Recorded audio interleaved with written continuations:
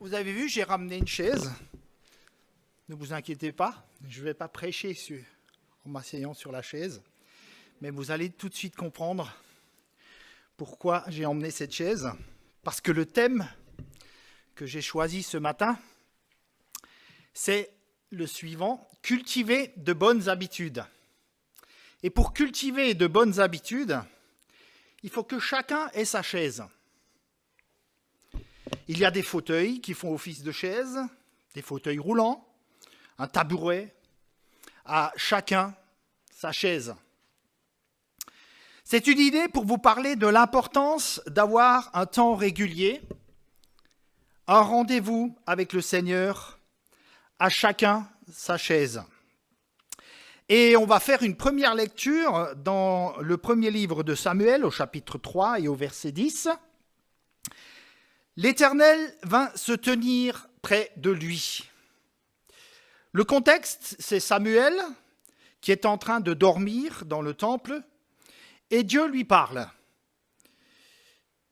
Dieu vient à plusieurs reprises et il appela comme les autres fois « Samuel, Samuel !» Et Samuel répondit « Parle, car ton serviteur écoute. » Et je me suis un peu penché sur le texte tiré de l'hébreu et j'ai découvert quelque chose de remarquable. C'est qu'il est écrit non pas « ton serviteur écoute », mais il est écrit « ton serviteur est écoutant ». Ton serviteur est écoutant. Et là, attention, ça change tout. C'est comme si je disais à quelqu'un « il obéit » et ce n'est pas la même chose quand on dit « il est obéissant ». Ça veut dire que son caractère est une constante dans sa vie. On peut obéir occasionnellement, on peut écouter à l'occasion, mais lorsqu'on dit que quelqu'un c'est un écoutant ou un obéissant, c'est une caractéristique constante dans sa vie. Et c'était le cas pour Samuel. Ésaïe, au chapitre 50, au verset 4, nous dit « Le Seigneur, l'Éternel, m'a donné le langage des disciples pour que je sache soutenir par la parole celui qui est fatigué. Il éveille chaque matin, il éveille mon oreille pour que j'écoute à la manière des disciples. » Ce qui caractérise un disciple, c'est qu'il est un écoutant, un apprenant. Il est en constante écoute de ce que dit son Seigneur. Et l'une des meilleures façons de le faire, c'est d'ouvrir sa parole, la Bible. Alors, j'aimerais vous parler aujourd'hui du fait de développer, de cultiver dans votre vie personnelle de bonnes attitudes. Il est impossible de grandir spirituellement si vous ne prenez pas le pli d'avoir de bonnes habitudes dans votre vie. Une part de discipline. Un disciple, c'est quelqu'un qui est discipliné. C'est quelqu'un de discipliné qui a le désir de développer dans sa vie de bonnes habitudes. Alors par exemple, l'habitude du culte. Et si vous n'y êtes pas sensible, si vous y êtes sensible, vous voyez bien que dans le cadre de nos cultes, nous n'avons pas seulement envie de préparer un culte d'une manière rituelle. Vincent en a déjà parlé un peu, mais notre intention dans le culte, c'est qu'il se passe quelque chose entre Dieu et nous. C'est vrai ou c'est pas vrai? C'est que nous venions à la rencontre du Seigneur. C'est qu'il y a un impact dans notre vie. C'est que le Seigneur puisse nous influencer par sa parole, que nous entendions sa voix et que nous puissions ressortir de ces lieux différents, changés, motivés, encouragés, édifiés, afin de pouvoir vivre notre semaine comme un véritable disciple de Jésus-Christ. C'est notre intention, c'est notre but, avoir ensemble des temps de louange, de chant, pour l'adorer, le célébrer, mais nous mettre aussi à l'écoute de sa parole comme on le fait maintenant. Jésus avait de bonnes habitudes. Luc chapitre 4 au verset 16 nous dira « Selon sa coutume, Jésus se rendaient à la synagogue le jour du sabbat. Jésus était juif et les juifs se réunissaient le jour du sabbat. Et c'était son habitude. Et donc, le culte, dans ce sens, participe à la croissance de ma vie spirituelle. N'est-ce pas? C'est vrai. Alléluia. Le culte participe à ma croissance spirituelle. Quelqu'un me disait un jour, quand je ne viens pas au culte, il me manque quelque chose. Il me manque quelque chose. Eh bien, j'espère qu'il vous manque quelque chose quand vous n'êtes pas au culte, ou dans une rencontre, ou dans une réunion, parce que c'est là que le Seigneur envoie sa bénédiction. Bien sûr qu'on peut être béni tout seul, et on va en parler dans un moment. Mais rien ne remplace le rassemblement à l'écoute du Seigneur. Une autre bonne habitude, c'est de fréquenter un petit groupe de maison, une église de maison, peu importe le nom qu'on donne à ces petits groupes. C'est important de rencontrer des frères et sœurs dans un petit groupe, d'échanger, de partager, de se soutenir, de prier les uns pour les autres, de rire ensemble, de pleurer ensemble et de porter ensemble les fardeaux. Ça ne peut se faire que dans des petits groupes. La grande église est bien trop grande. On ne se connaît pas tous. Mais dans un petit groupe, on peut apprendre à se connaître. On peut apprendre à se décharger. On peut apprendre à partager, à s'ouvrir. Et ça fait parfois un peu peur à certains. Vous voyez, il existe même en dehors de l'église des petits groupes. Le groupe des alcooliques anonymes, le groupe des anciens drogués, des groupes de personnes qui ont tous perdu un enfant, que sais-je encore. Mais pour aller dans de tels groupes, on a parfois peur. Ça me fait peur d'aller chez quelqu'un. Ça peut faire peur, c'est vrai. Mais on peut surmonter cette crainte et vous allez voir, vous allez vous faire beaucoup de bien dans les petits groupes de maison. Les premiers chrétiens se réunissaient, d'ailleurs avec persévérance. Il est dit dans le temple et dans les maisons. C'était une pratique courante et même quotidienne à un certain moment. Et ces petits groupes étaient des lieux de vie où se pratiquait la prière, l'échange, la lecture, l'enseignement de la parole, et même on y rompait le pain, est-il dit. Ils prenaient la Sainte Seine dans le cadre de ces petits groupes. Dans Actes au chapitre 12, nous lisons, l'apôtre Pierre est libéré de prison à cause de sa foi, et son premier réflexe était de rencontrer le groupe de maison qui se réunissait chez Marie, la maman de Jean. Son premier réflexe. Alors bien sûr, avec la pandémie, c'est compliqué. Mais pensons-y lorsque les réunions de groupe reprendront. Pensons-y. Quelqu'un a dit un jour, la prière devrait être notre premier réflexe, mais pas notre dernier. La prière devrait être notre premier réflexe et non pas notre dernier recours. Et je lui donne raison. Les petits groupes participent à une croissance spirituelle. Et puis l'habitude de servir et de travailler en équipe. L'apôtre Paul voyageait en équipe et dans Romains au chapitre 16, il nous présente une trentaine de ses collaborateurs et de ses collaboratrices qui travaillaient à ses côtés. Et c'est remarquable, mes amis. Et le fait de servir Dieu en équipe est un facteur de croissance spirituelle, n'est-ce pas? Je vous entends réfléchir. Mais rien ne vaut, et c'est mon thème ce matin, rien ne vaut mon temps personnel passé dans ma chaise. Et ce matin, j'ai une simple question à vous poser.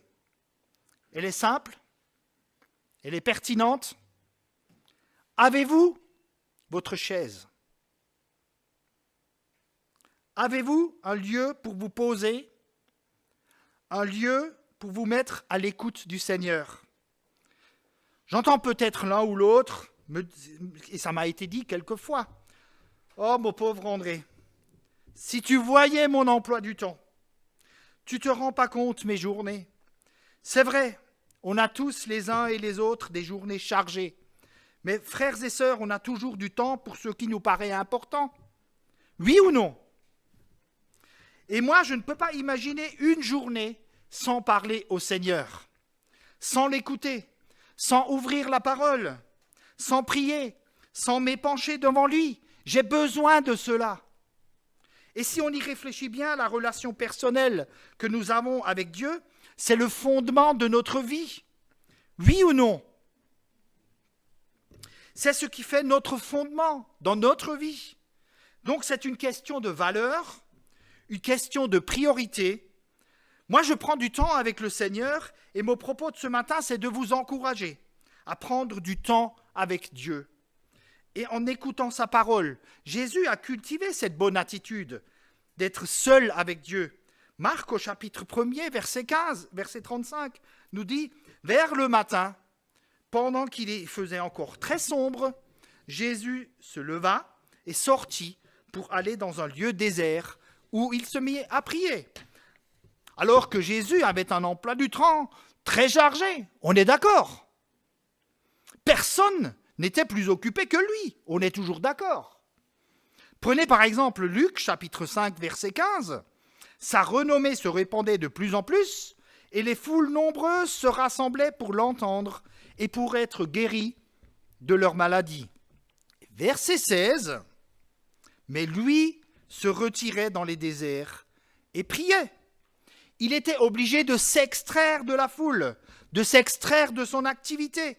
Et peut-être qu'il y a là une leçon à apprendre pour nous, une leçon pour nous extraire, à dégager du temps de notre emploi du temps, pour nous mettre à part et pour prendre ce temps avec le Seigneur. Il avait besoin de se poser, il avait besoin de calme dans sa vie, il avait besoin d'équilibre, il avait besoin de prier, de réfléchir et de se mettre à l'écoute de son Père. Quand est-ce que tu te poses? Quand est-ce que tu trouves du calme?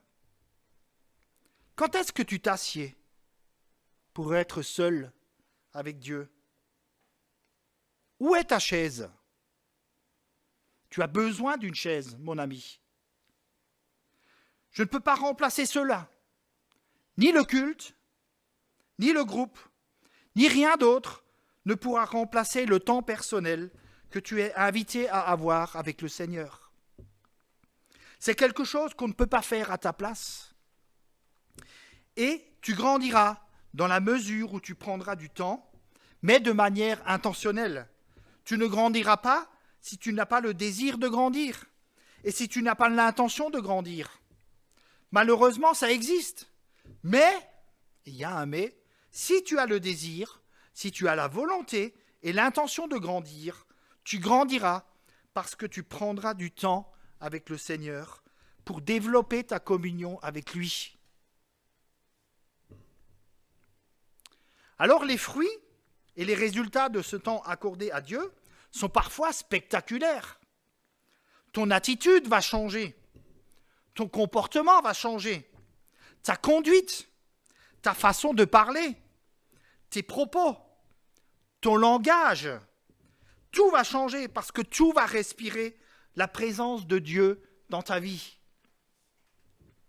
Dis-moi qui tu fréquentes et je te dirai qui tu es. Ton entourage va le remarquer parce que tu vas devenir plus sensible, tu vas devenir plus aimable, plus gentil, tu vas devenir plus disponible, plus serviable, plus généreux. Ce sont des choses que j'ai remarquées dans ma propre vie et que je remarque dans la vie de tous ceux qui fréquentent le Seigneur.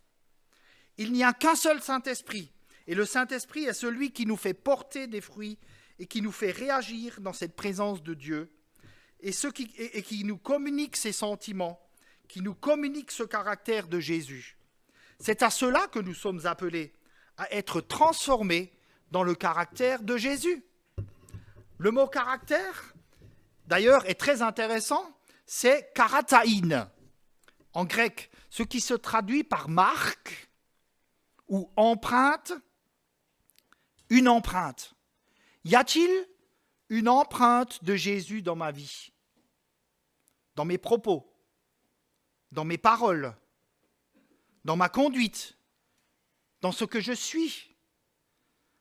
Alors qu'est-ce qui peut arriver lorsque je prends du temps pour m'asseoir dans le fauteuil sur ma chaise? Eh bien, c'est un moment qui peut transformer ton quotidien. C'est un moment qui peut être révolutionnaire et qui peut changer toute ta journée. Ce temps quotidien avec Dieu peut avoir un impact extraordinaire. Alors, où est-ce qu'il faut passer du temps? Eh bien, ce temps peut être passé n'importe où. Moi, je prends du temps, par exemple, dans mon siège de conducteur de voyageurs ou sur un siège passager lorsque je dois attendre entre deux services, attendre que l'heure arrive à laquelle je repars faire un autre service.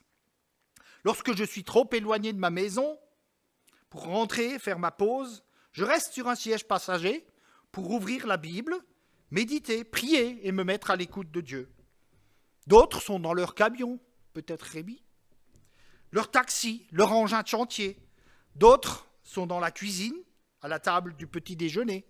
Peu importe l'endroit et le lieu, c'est important que ce soit un lieu où tu es à l'aise et tu te sens bien. Vous avez tous ici votre chaise, enfin, on a des bancs et tu te sens bien.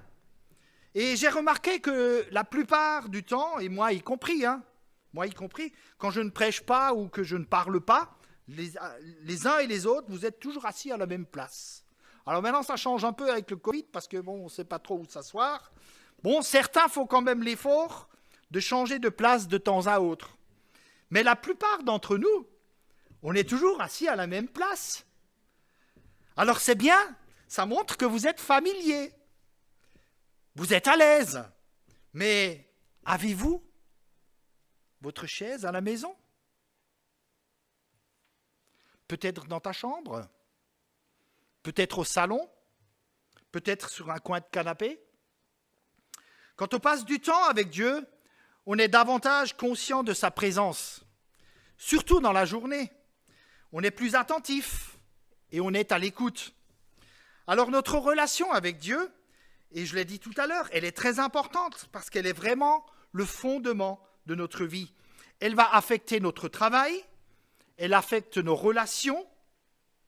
Cette relation avec le Seigneur affecte même nos finances et même nos décisions. Alors comment est-ce que je vis ce temps personnellement? Je m'assieds, je prends du temps avec le Seigneur, je lis ma Bible, je prie, je loue, parfois je chante un chant par cœur. Et ça fait du bien, ça fait vraiment du bien.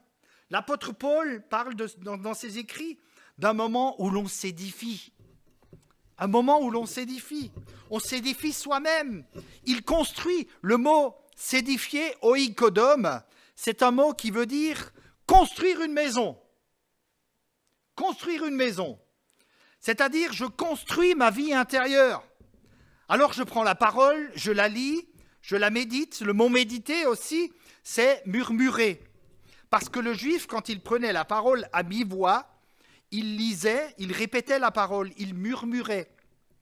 Un autre mot pour méditer signifie ruminer. L'idée de faire ce travail intérieur, de se rappeler d'entendre la voix de Dieu et de prendre du temps pour y réfléchir. Alors j'organise un peu ma lecture pour avoir un fil conducteur. Et puis je demande surtout au Seigneur de m'aider à mettre en pratique sa parole. Et l'apôtre Jacques dira « Heureux celui non seulement qui écoute, mais qui la met en pratique ». Et le but d'être avec le Seigneur, c'est de vivre avec lui de la manière dont il voudrait nous voir vivre notre vie chrétienne. Et je suis dans une attitude d'écoutant ou d'apprenant. Je reçois des réponses, des directives, des directions, parfois des mises en garde ou des corrections, mais pas comme dans le monde avec un arrière-plan de reproches ou de brimades. Non, quand le Seigneur me corrige ou me reprend, c'est toujours avec beaucoup de délicatesse et d'amour. Et puis j'apporte au Seigneur les bonnes nouvelles, et puis également les mauvaises nouvelles. Et on est ensemble, et on parle, et j'écoute, et il m'écoute.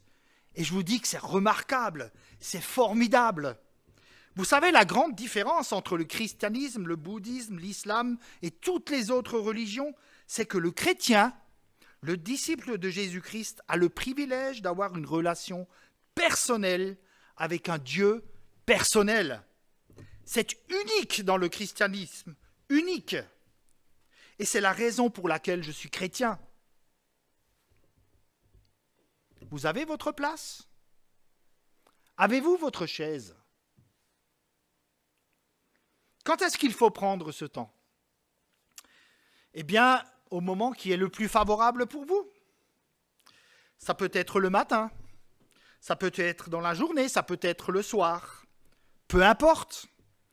Il faut que vous soyez vraiment à l'aise. Les hommes et les femmes de la Bible se levèrent souvent de bon matin. Et vous trouverez toujours ces passages dans la Bible où il nous est dit « Abraham se leva de bon matin, Moïse se leva de bon matin, Déborah se leva de bon matin. » Et ça nous parle de leur motivation. Lorsque Dieu leur disait de faire quelque chose, ils étaient motivés. Et ce qui montre leur motivation, c'est qu'ils se levaient de bonne heure. Jésus priait le matin de bonne heure, parfois le soir, et parfois même la nuit. Certains sont à l'aise le matin, certains sont plutôt du matin, d'autres sont plutôt du soir. Quand vous travaillez en équipe, une fois du matin, une autre fois l'après-midi, une autre fois encore de nuit, on s'adapte. J'ai travaillé pendant 12 ans en 4x8. Et là, il faut s'adapter. Une fois du matin, une autre fois au milieu de la journée, une autre fois encore le soir. Mais peu importe,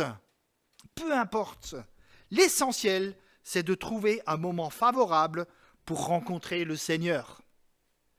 Et quand la vie devient compliquée, agitée, il est important de s'arrêter.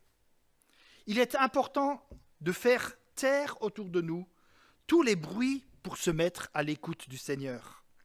Et il nous parle. Je pense à Marie. Au milieu de la journée, le Seigneur, quand il passait dans la maison de Marthe et de Marie et de Lazare. Alors Marthe, elle restait dans ses casseroles à la cuisine parce qu'il fallait bien faire à manger. Mais Marie est au pied de Jésus.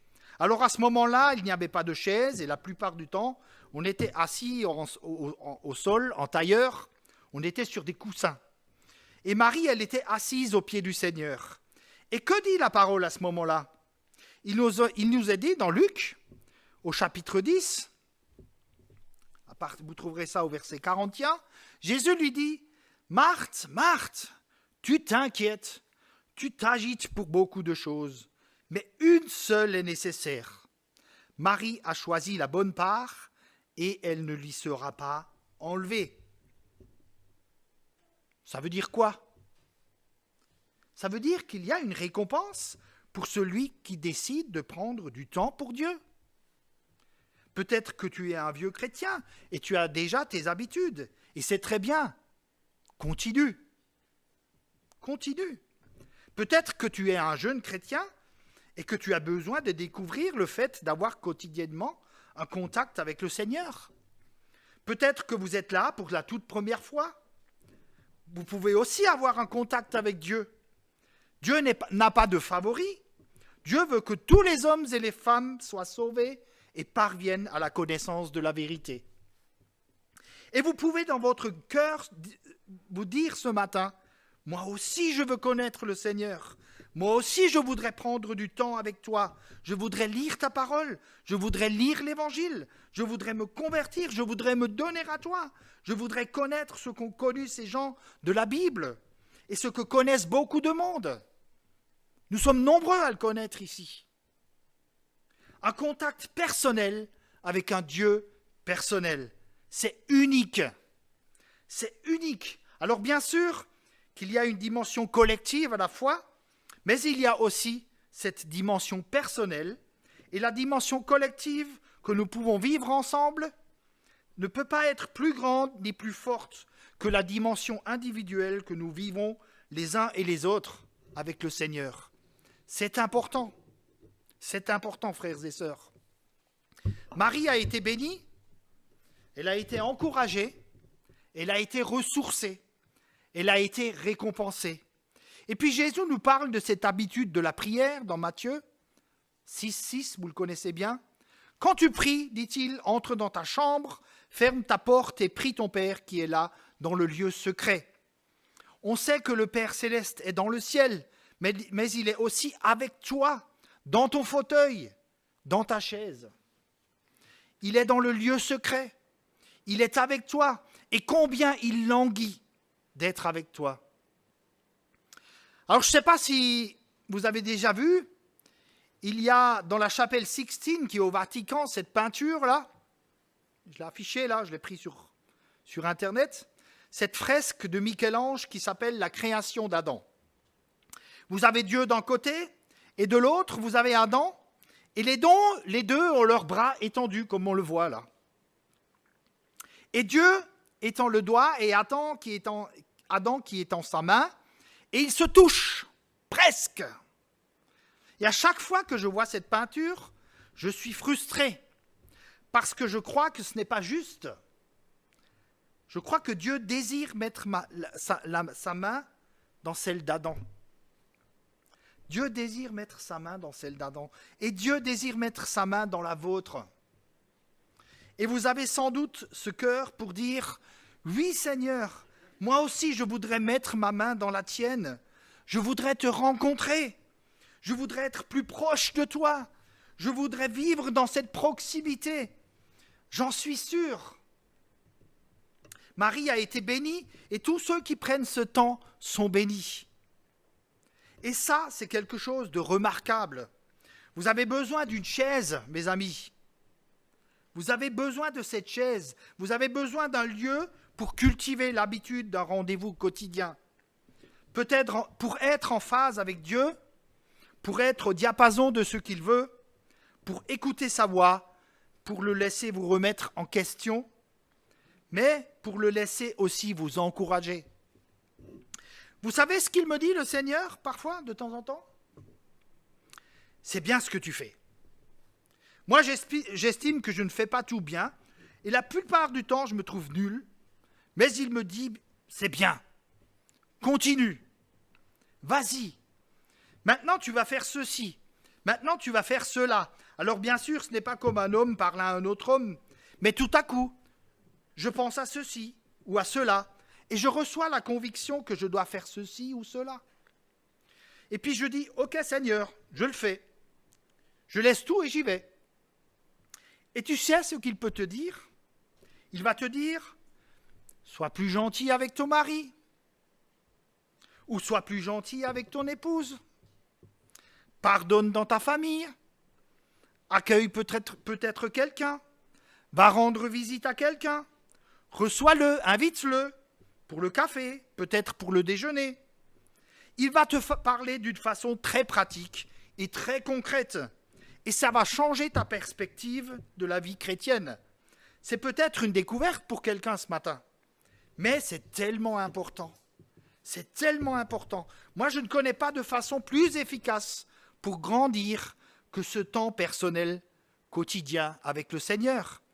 Et c'est là que la parole de Dieu peut devenir vivante, lorsque je l'intègre, lorsque je me l'approprie et lorsque je la transforme en actes, en gestes du quotidien. Sinon, ça ne sert à rien. Combien de fois j'ai entendu dire « Ah, aujourd'hui, j'ai été nourri au culte. » C'est bien, mais ce qui m'intéresse, ce n'est pas qu'on grossisse, mais c'est qu'on grandisse. N'est-ce pas ? Vous voyez la différence ? On peut écouter des études bibliques, etc., tout plein de choses. C'est bien, mais l'important, c'est d'intégrer la parole de Dieu. C'est de la vivre, c'est de la mettre en pratique pour qu'elle devienne vivante et pour que le monde sache qu'il y a un Père qui nous aime et que les hommes et les femmes soient touchés par le témoignage concret des disciples de Jésus. Jean chapitre 10, verset 27 dit « Mes brebis entendent ma voix et elles me suivent. » Ou bien Matthieu 4, 4 « L'homme ne vivra pas de pain seulement, mais de toute parole qui sort de la bouche de Dieu. » La parole qui provient du souffle de Dieu, la parole inspirée. Et c'est ce qui amène l'apôtre Paul à écrire à Timothée, pour lui rappeler dans 2 Timothée 3,16 « Toute écriture est inspirée de Dieu, elle est utile pour enseigner, pour convaincre, pour corriger, pour instruire dans la justice, afin que l'homme de Dieu, l'homme ou la femme de Dieu, soit transformé et équipé pour toute œuvre bonne. Cette parole est une nourriture qui restaure intérieurement, mais qui nous donne aussi des éléments de vie au quotidien. Alors je veux vous lancer un défi ce matin. Un défi pour tous. De prendre 15 minutes. C'est pas beaucoup, hein? Un quart d'heure. 15 minutes par jour. Ça vous obligera peut-être de mettre un peu de place dans votre emploi du temps. 15 minutes par jour pour le Seigneur. Et on en reparlera. Ça vous va? Parce que c'est quelque chose qui peut transformer votre vie. Il va vous parler. Il va vous dire des choses très concrètes et très pratiques. J'ai entendu le témoignage d'une personne qui avait l'habitude de s'asseoir dans son fauteuil et qui a un jour entendu la voix de Dieu. Il lui a dit, quand tu seras en retraite, tu partiras en mission. Et il est parti en mission en Afrique du Sud. Il y est resté pendant 20 ans. Et ces 20 ans ont été les 20 meilleures années de sa vie. Un autre témoignage d'un homme qui s'appelle François, qui avait un cabinet d'experts géomètres, a entendu clairement le Seigneur lui dire « Tu vends tout ce que tu as ?» Il avait une maison, un cabinet d'expertise, du personnel. C'était énorme, assez important. Et le Seigneur lui a parlé « Tu vends tout et tu me suis. » Un peu comme les disciples dans le Nouveau Testament, quand ils ont laissé leur barque et leur profession. Alors attention mes amis, tous nous ne sommes pas appelés à cela. Je vous rassure tout de suite, et il serait vraiment insensé de croire que chacun ici doit partir abandonner tout ce qu'il a pour je ne sais où. Et si vous devez être appelé à cela, il faut s'assurer que vous n'avez pas rêvé. Que cela ne vous décourage pas de vous asseoir dans votre fauteuil. Mais ça peut arriver jusque-là. Et si vous pensez avoir entendu la voix de Dieu pour ce genre de choses, il est bon d'en parler autour de soi, avec le pasteur, avec des amis, des chrétiens, et cette voix qui ne vous laisse pas tranquille intérieurement. Vous savez, si pendant 2 ou 3 mois, cette voix vous parle et vous obsède, c'est peut-être pour vous. Permettez à Dieu d'avoir un accès à votre oreille, à votre cœur, à votre vie intérieure. Et c'est une nouvelle saison qui va commencer, qui peut commencer pour vous. Alors voici le contrat. 1 quart d'heure au quotidien avec le Seigneur. Sur votre chaise, dans votre salon, dans votre chambre, dans un bus, dans un taxi, dans votre camion, que sais-je. 1 quart d'heure, à l'heure qui vous convient le mieux. Et vous écoutez le Seigneur, et je vous assure, c'est magnifique. Magnifique. Et ça va changer votre vie. Amen. On va prier pour cela et on va prendre quelques instants pour laisser poser cela dans notre cœur. Et ensuite, je vais prier avec vous. Nous allons prier ensemble et demander au Seigneur sa grâce. On va faire silence quelques instants et réfléchir à ce qu'on a pu entendre.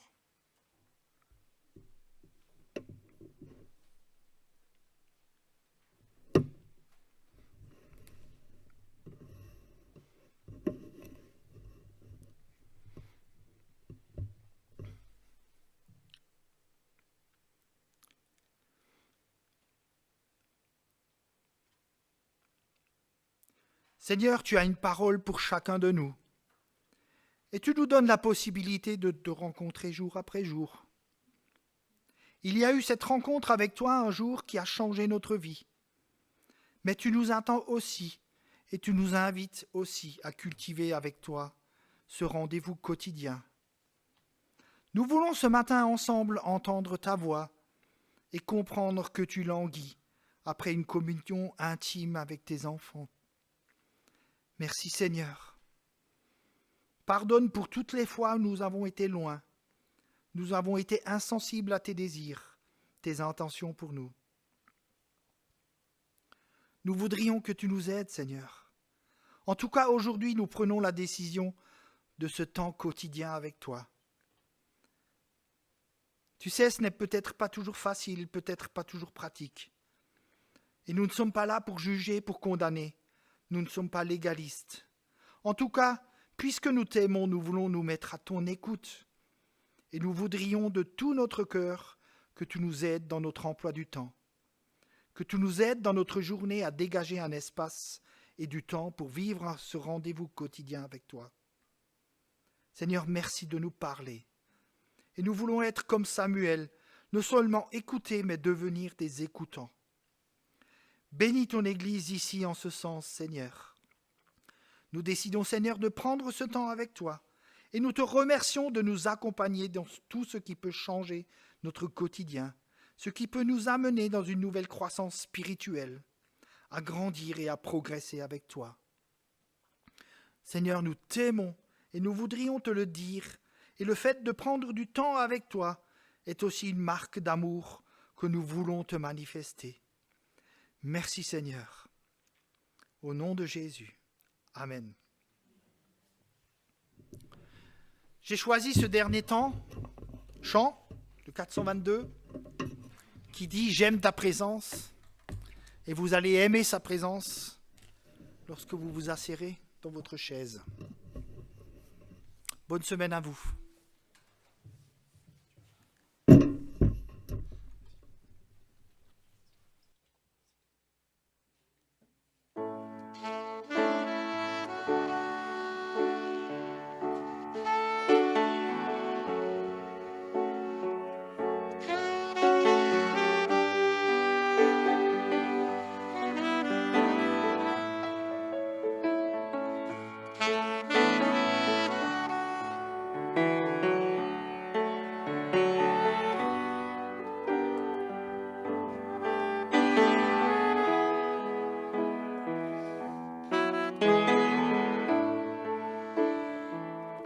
J'aime ta présence, Jésus. J'aime ta présence, mon bien-aimé. J'aime ta présence, Jésus. J'aime ta présence. Mon bien-aimé, et ton amour est là, puissant infini, ton amour est là, guérissant ma vie, et ton amour est là, coulant de la croix. Ton amour est là, ravivant ma foi. J'aime ta présence, Jésus. J'aime ta présence, mon bien-aimé.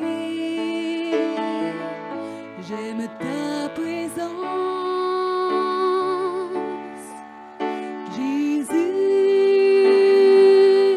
J'aime ta présence, mon bien-aimé, et ton esprit est là, Saint consolateur, ton esprit est là, libérant mon cœur, et ton esprit est là. Répandu sur terre, ton esprit est là, révélant le Père. J'aime ta présence, Jésus. J'aime ta présence, mon bien-aimé. J'aime ta présence, Jésus.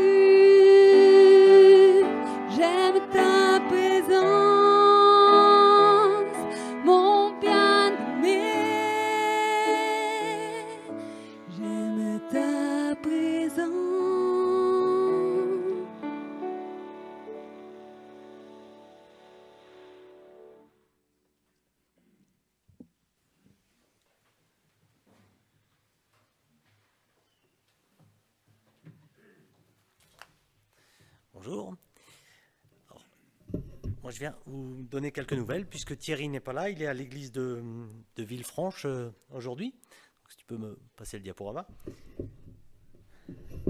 Merci. Donc voilà, une semaine sans activité exceptionnelle, hein, simplement les activités classiques. Merci.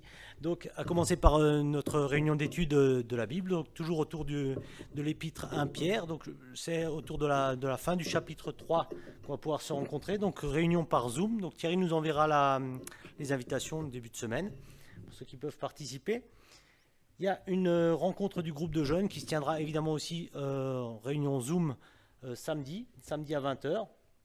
Je ne sais pas s'il y a des précisions, des choses à ajouter, non. On pourra se retrouver aussi dimanche prochain pour notre culte, à la fois en présentiel, on l'espère, et en vidéotransmission. Voilà. On veut aussi dire merci à tous nos musiciens qui participent dimanche après dimanche. Encore aujourd'hui, grâce à eux, on peut vivre ces cultes de manière un peu plus vivante. Et rappelez également qu'on peut s'adresser à Françoise pour ceux qui souhaitent renouveler ou prendre l'abonnement au lien fraternel. Et toujours penser aux uns et aux autres. Donc, je donnerai des nouvelles un peu plus précises de certaines situations à la fin de la vidéotransmission. Voilà. En tout cas, on ne veut pas oublier ceux qui, parmi nous ou autour de nous, sont éprouvés d'une manière ou d'une autre, et particulièrement en cette période. Voilà. Je voudrais vous laisser un petit verset qui fait écho, je crois, à tout ce qu'on a entendu ce matin. Hein, Vincent qui nous rappelait de garder les yeux tournés vers le Seigneur. On a aussi entendu avec Anne un message qui nous invite à faire confiance, à se poser des bonnes questions.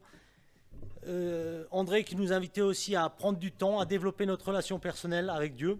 Donc ça m'a rappelé ce verset du prophète Osée qui nous dit « Connaissons, cherchons à connaître l'Éternel. Sa venue est aussi certaine que celle de l'aurore. Il viendra pour nous comme la pluie qui arrose la terre. Connaissons, cherchons à connaître l'Éternel. » Un petit encouragement pour cette semaine. Je vous souhaite une très bonne semaine.